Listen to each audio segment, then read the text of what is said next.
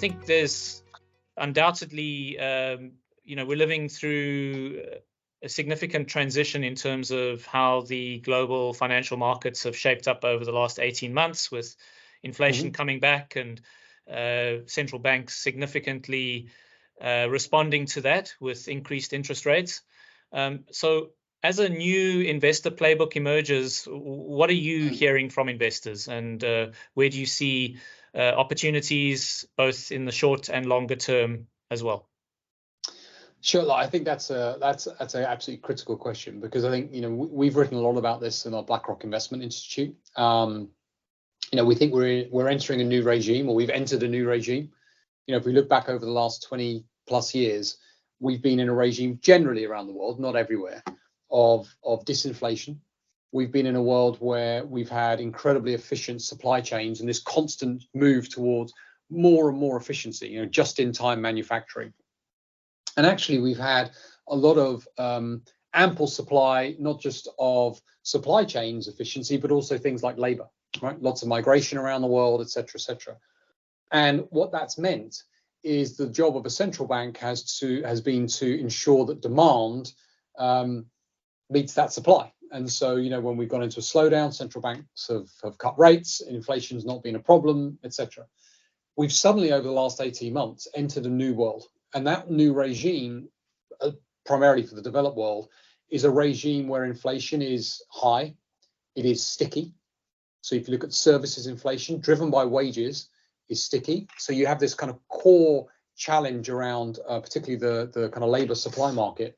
And these things are not going to solve themselves overnight. And so as a result of that, as an investor, you face a world which we've not had to face for the last 20 years, which is, again, this world of higher inflation, central banks suddenly going through this, the fastest rate cycle, hiking cycle we've seen since the 1980s.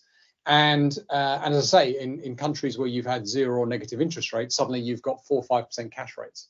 So it's a very, very different regime. And it's a regime where you also have to recalibrate your expectations of central banks. So we've got used to the fact that when the economy slows, or there's a challenge in the economy or in financial markets, go back to 2008, go back to 2020 with COVID, that we have seen central banks react very quickly and cut rates. And I think what we've seen this time round is that that's no longer the central bank playbook, and that inflation does restrict their activities in that sense of coming in and immediately cutting rates. So what does that mean for investors? I think that for investors, it means that you've got to think very carefully about where you're going to go to find returns. I think for wealth investors, we're going to see a big increase of the use of ETFs. We're going to see this need to be more nimble, to think about making tactical views as well as kind of your strategic long-term view. We've seen a 4 times increase in ETFs over the last, since 2010. Since 2010, we think it's going to double again from here. I think we're going to see wealth investors look at private markets. So how do you diversify returns as well? And I think there's going to be big opportunities in things like infrastructure. Come back to what I said earlier on about the transition. That transition requires a lot of infrastructure.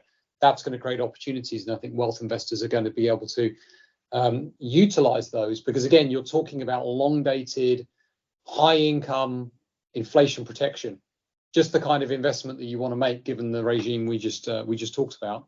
And I think for equities and fixed income, it just changed the game a little bit. We're seeing a lot more demand for kind of higher alpha equity portfolios, delivering that alpha, and in fixed income, this requirement to kind of go a little bit more unconstrained and making sure that you're finding sources of income above and beyond kind of what a cash rate can give you. And I think that's going to be the playbook as we look out over the next few years for investors. And it's going to be a playbook where we're going to see a lot of opportunity.